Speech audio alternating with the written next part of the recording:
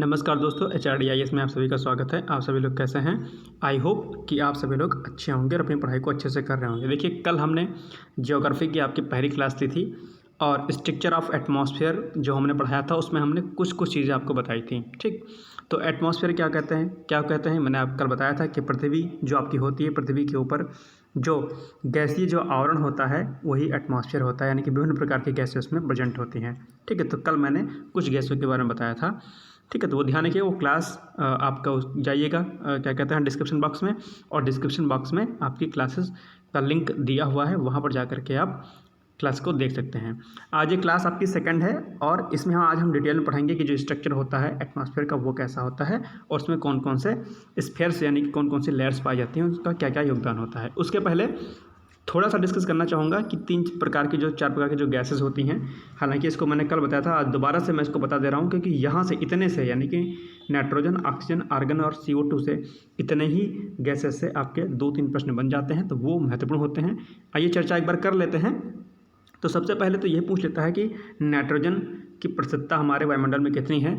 तो वो है हमारे नाइट्रोजन की प्रतिशतता कितनी है, 78% जो है हमारे वायुमंडल में ये गैस जो है पाई जाती है, ध्यान रखिएगा। ठीक, इसके अलावा अगर ऑक्सीजन की बात करें तो 21%, आर्गन 0.93% और CO2 जो है 0.03% जो है पाई जाती है, ध्यान रखिएगा। कार्बन डाइऑक्साइड के बारे में बात करें तो प्रश्न ये पूछ सकता है कि सबसे भारी गैस कौन सी होती है, तो वो कार्बन डाइऑक्साइड होती है और जो पृथ्वी की सतह पर पाई जाती है, ये चीज़ आप ध्यान रखिएगा। सबसे भारी होती है, पृथ्वी की सतह पर पाई जाती है और पृथ्वी की सतह पर पाई जाने के कारण ही ये ग्लोबल वार्मिंग का कारण बनती है, क्योंकि ये जो हमारी UV रेजेस होती हैं यानी कि जो लॉन्ग वेवलेंथ को ऊपर नहीं जाने देती हैं। ठीक है, तो इसकी वजह से क्या कहते हैं ग्लोबल वार्मिंग होती है। इसके अलावा ऑक्सीजन की प्रतिशतता पूछ सकता है कि कितने प्रतिशत होती है, तो 21% और आर्गन 0.93% होती है। तो ये 2-3 प्रश्न आपसे पूछ सकता है, ध्यान रखिएगा। ऑक्सीजन जानते हैं कि क्या कहते हैं श्वसन के लिए सबसे लाभदायी गैस होती है और ये जो है पेड़ पौधों से प्राप्त होती है, ध्यान रखिएगा। चलिए अब हम बात करते हैं थोड़ा सा स्ट्रक्चर के बारे में। तो जैसा कि आप लोग फिगर से देख पा रहे होंगे, ये जो है एक हमारा स्ट्रक्चर है हमारे अर्थ सरफेस का। ठीक है, जिसमें सबसे निचली जो परत होती है वो हमारी क्षोभमंडल की होती है। ठीक है, ध्यान रखिएगा। और समताप मंडल, मध्य मंडल, आयन मंडल और जो इसके ऊपर की जो सतह होती है वो हमारी वायुमंडल की होती है, यानी जिसे एक्सोस्फीयर कहते हैं। ठीक, इन सभी मंडलों से यानी जितने भी मंडल हैं इन सभी से प्रश्न अक्सर आपसे परीक्षा में प्रश्न पूछे जाते हैं, इसलिए ये सभी मंडल आपके लिए महत्वपूर्ण हैं।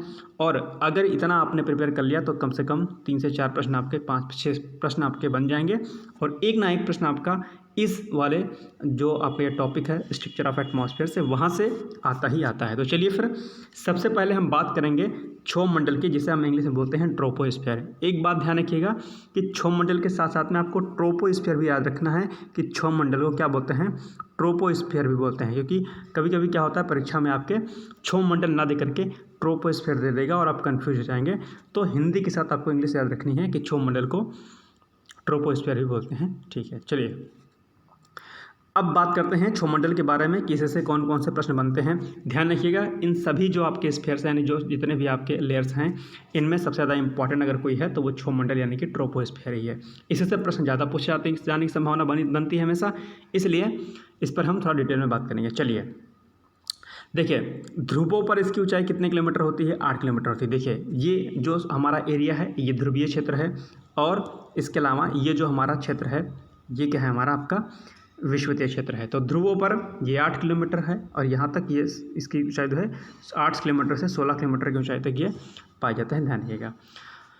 तो आइए हम पढ़ते हैं फिर कि ध्रुवों पर इसकी ऊंचाई 8 किलोमीटर होती है, जबकि विषुवत रेखा के पास इसकी ऊंचाई क्या कहते हैं 16 किलोमीटर होती है। कहीं कहीं 18 किलोमीटर भी होता है, तो 16 हमने 18 किलोमीटर लिख दिया है इसको। ठीक है, ध्यान रखिएगा। एक प्रश्न इसमें से और बनता है कि क्षोभमंडल की औसत ऊंचाई कितनी होती है। तो औसत ऊंचाई की अगर बात करें तो क्षोभमंडल की औसत ऊंचाई 12 किलोमीटर होती है। ये भी परीक्षा में प्रश्न आपसे पूछ लेता है। इसके अलावा इसमें एक प्रश्न और बनता है कि मौसम संबंधी सभी घटनाएं कहाँ पर घटित होती हैं। तो मौसम संबंधी सभी घटनाएं कहाँ पर घटित होंगी, आपके क्षोभमंडल यानी कि ट्रोपोस्फीयर में घटित होंगी, यानी कि इस मंडल में आपके मौसम संबंधी सभी प्रकार की घटनाएं घटित होती हैं और इसी कारण इस मंडल को संवहन मंडल भी कहा जाता है। ध्यान रखिएगा, परीक्षा में प्रश्न पूछ लेगा कि संवहन मंडल किसे कहते हैं? तो तुरंत आप उत्तर दीजिएगा कि क्षोभ मंडल को ही संवहन मंडल कहते हैं, क्योंकि मौसम संबंधी सभी घटनाएं क्षोभ मंडल में घटित होती हैं।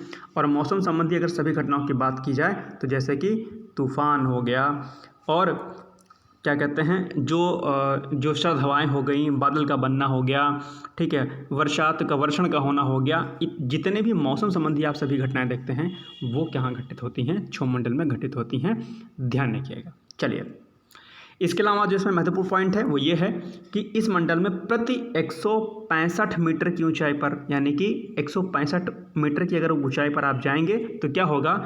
इस मंडल में प्रति 165 मीटर की ऊंचाई पर टेम्परेचर 1 डिग्री सेल्सियस क्या हो जाता है आपका?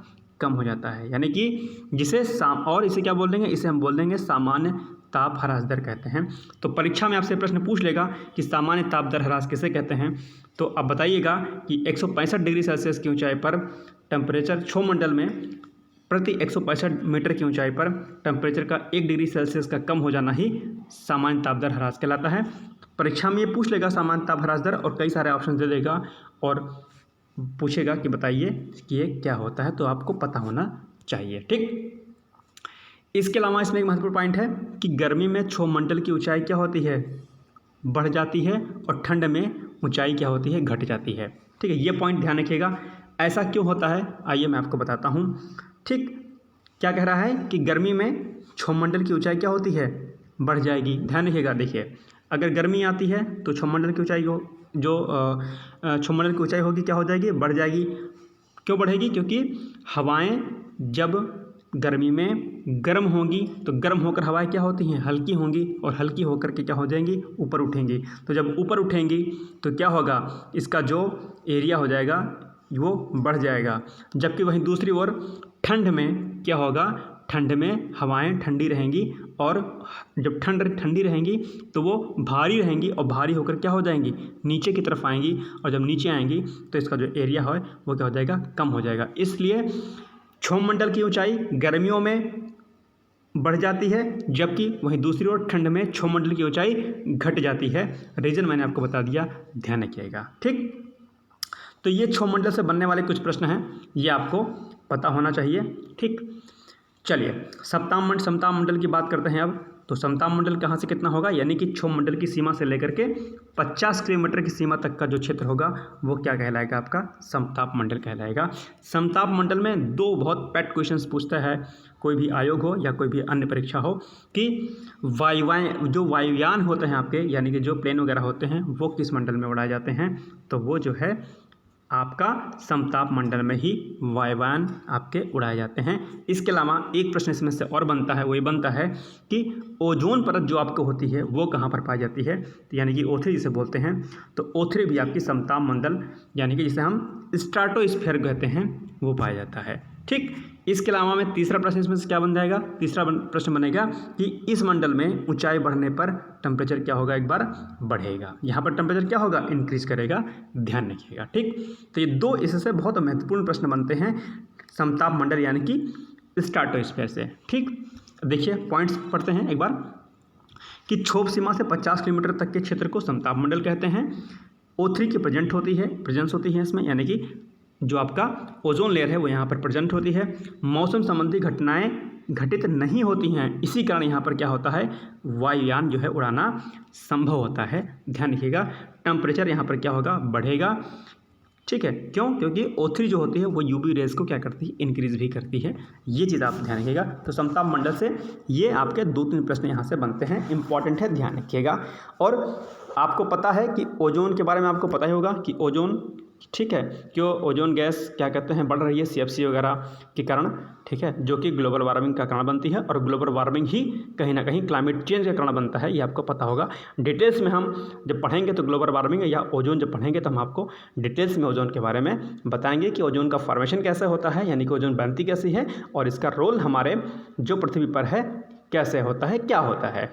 चलिए अब हम बात करते हैं मध्यमंडल, जिसे हम मेसोस्फीयर भी बोलते हैं। क्या बोलते हैं? मेसोस्फीयर बोलते हैं। तो फिगर से आप समझिएगा, तो यानी कि जो आपका समताप मंडल होगा, यानी कि समताप मंडल की सीमा से लेकर के 80 किलोमीटर तक का जो क्षेत्र होगा वो क्या कहलाएगा, मध्य मंडल कहलाएगा, यानी कि जिसे हम इंग्लिश में मीजोस्फीयर भी बोलते हैं। तो आइए मीजोस्फीयर के बारे में पढ़ते हैं और देखते हैं कि इसमें क्या प्रश्न परीक्षा में आपसे पूछ सकता है।